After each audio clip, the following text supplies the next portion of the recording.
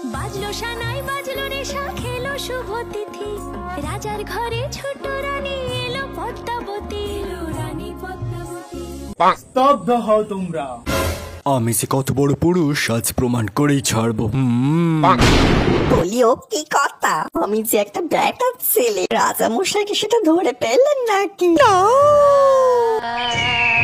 ভুলে যাচ্ছ আমি কে? এই সূর্যনগরী রাজ্যে আমার পদ্মাবতীর একমাত্র মেয়েলি পুরুষ।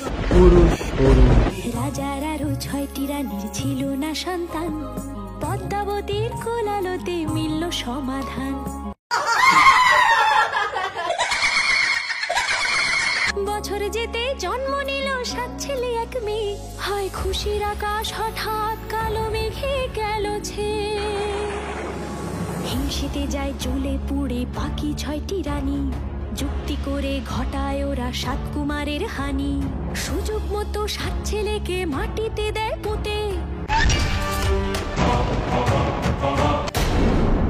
বাঁচে একা পারুল, ওরা পায় না তাকে ছুতে। ধাইমা বাজায় সেই মেয়েকে বড় করে তোলে, 7 ভাইকে পায় যে পারুল 7টি চাপা ফুলে। এত কিছুর পরেও রাজার বিপদ যে কাটে না, সূর্য নগরে সুখের সূর্য আর ওঠে না। হিংসা বিবাদ বিচ্ছেদ আর প্রেমের কাহিনীতে পারুল বোন কি পারবে 7 ভাই চম্পাকে জাগাতে?